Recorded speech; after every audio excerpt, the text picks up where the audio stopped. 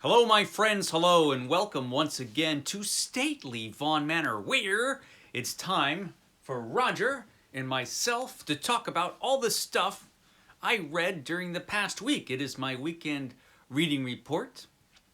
I know you're so very excited to find out all the stuff I read last week, so let's talk about it.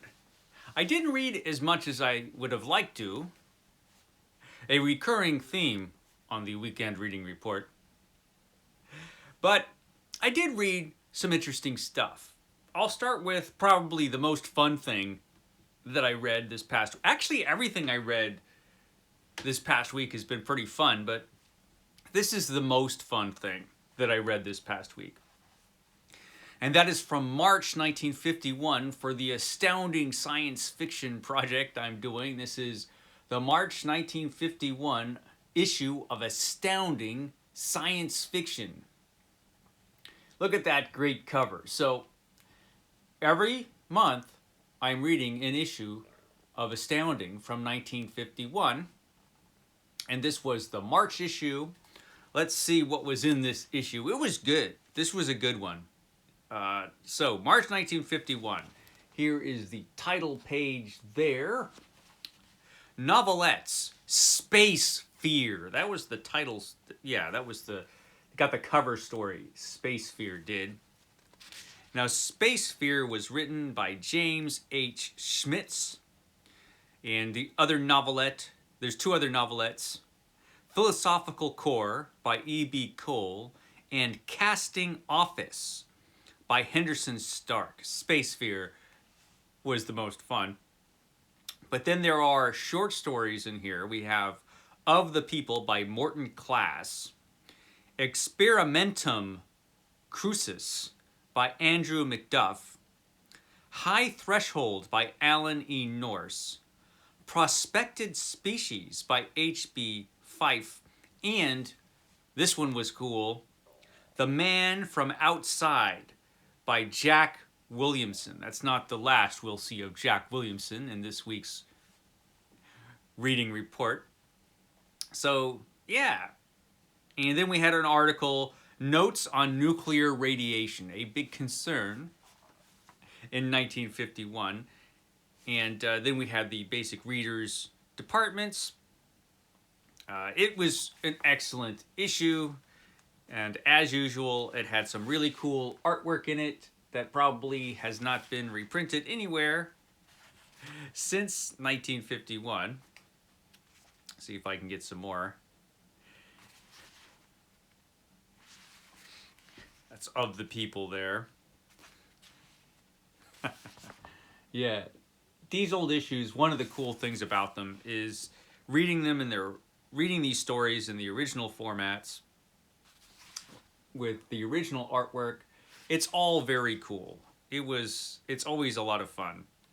And like I said, this project has been one of the most fun things that I've done as far as reading is concerned. So that was for March. Now, for this month, this is the April issue of Astounding, April 1951. Still 25 cents for this fantastic magazine. And Dianetics has returned to the back. Dianetics, never too far away from Astounding Science Fiction.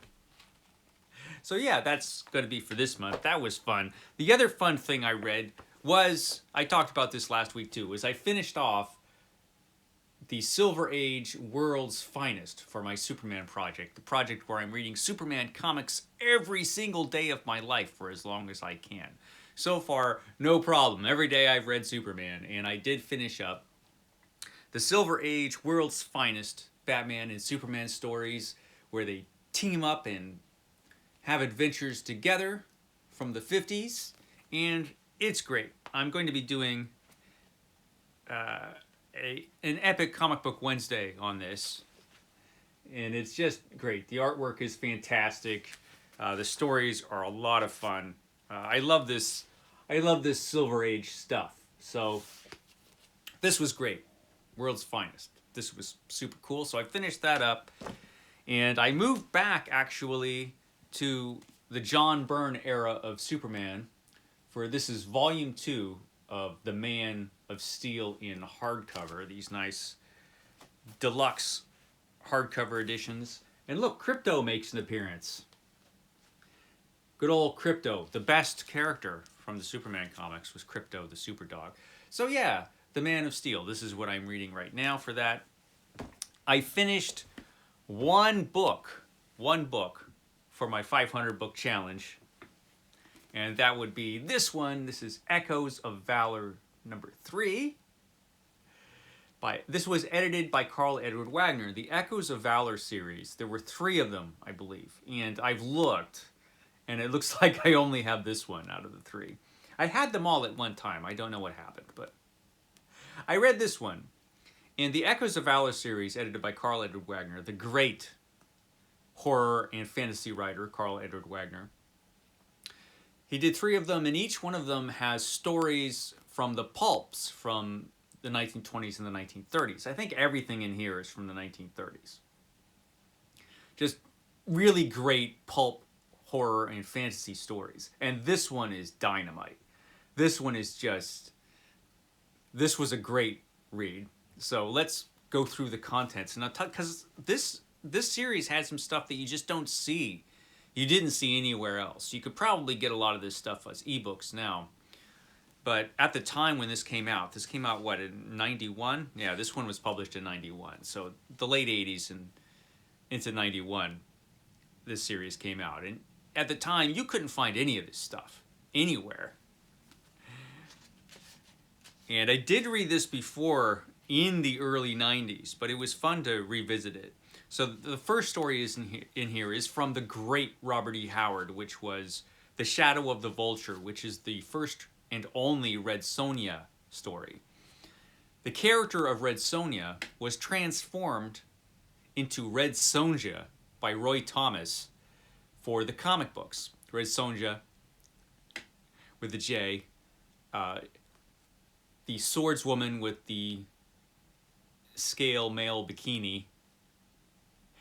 That's how we know Red Sonja. But Red Sonja was an historical character.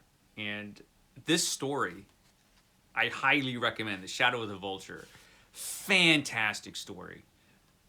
And you can get it for free, I think, on Project Gutenberg. I'm 90% sure that this story is in the public domain. In fact, I'm pretty certain that it is.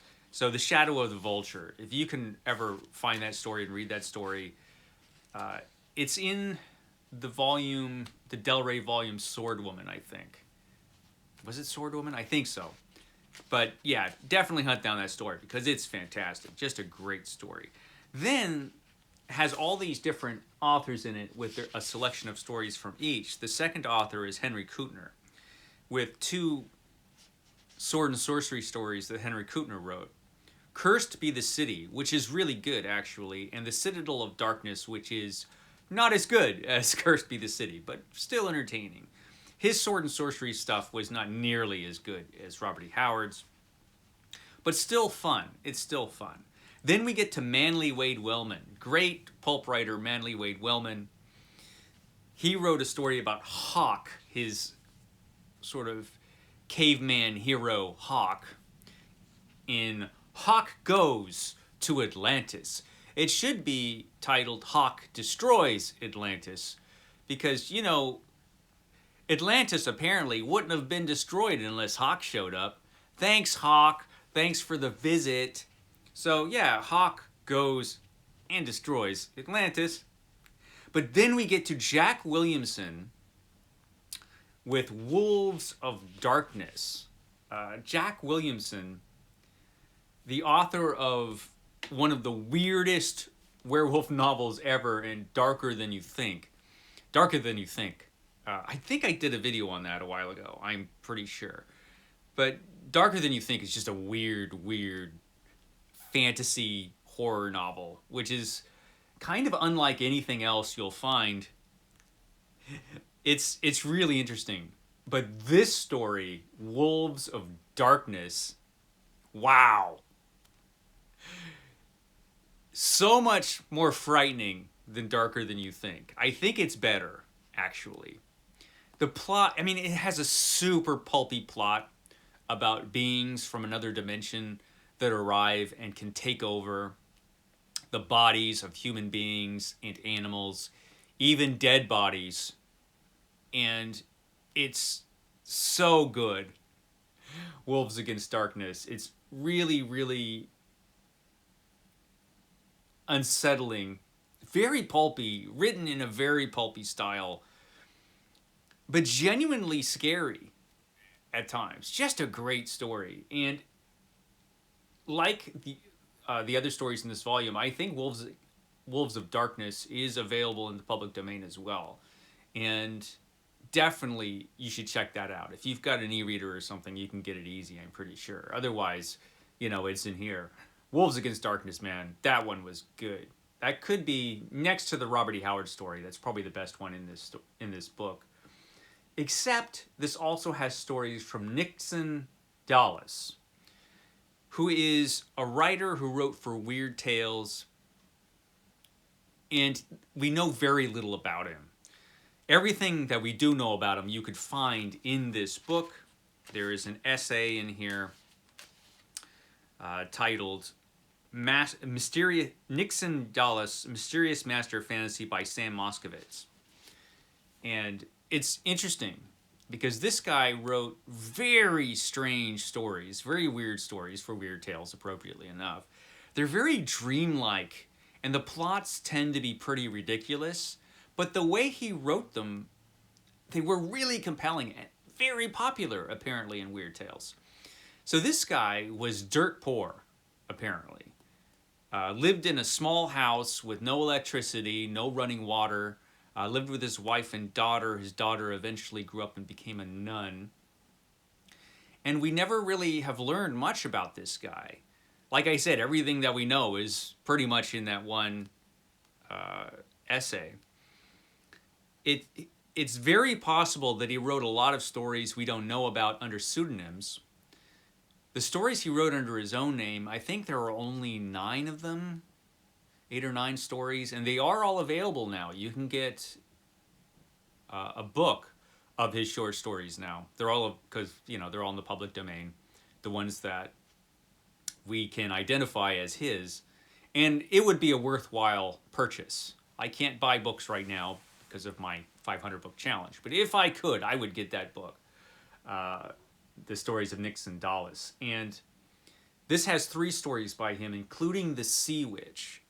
The Sea Witch, which is one of the best stories that ever appeared in Weird Tales. It's probably one of the best weird stories ever to appear in the pulps. Excellent story, and so much better than the other stories that I've read by him, which, like I said, were really good in their own way, ridiculous plots aside. But this one was particularly good, The Sea Witch. So, yeah, that one was excellent. And that's the last story in this volume, I'm pretty sure. Yeah, The Sea Witch was it. That was the last one. Excellent story. If you can hunt down that story, do it. Highly recommend not only this, but all of the volumes. You can get them on eBay. And I think you can get them, I don't think they're that expensive either. So, yeah, that was my week. Echoes of Valor. This week I'm reading for Roger's Cheap Old Book Club. I just started, actually, New Arabian Nights. New Arabian Nights, which I forgot to bring in here. So I put a picture up right there of New Arabian Nights, which, like I said, I'm reading for Roger's Cheap Old Book Club. We're doing well in the book club so far, Roger. Now, all of the books that we'll be reading for Roger's Cheap Old Book Club are available in the public domain. That's why they're so cheap. And this is a book which not too many people read anymore. This is a collection of short stories which are excellent by Robert Louis Stevenson. All of the stories in this volume I remember as being pretty good. I have read this once before, years ago, but this is the second time I'm going through it, and I read the first part of the first story, and just as good as I remember. So yeah, this one's really excellent. So that's all I have to say for this week. That's all I read this week, guys. I will catch you next time.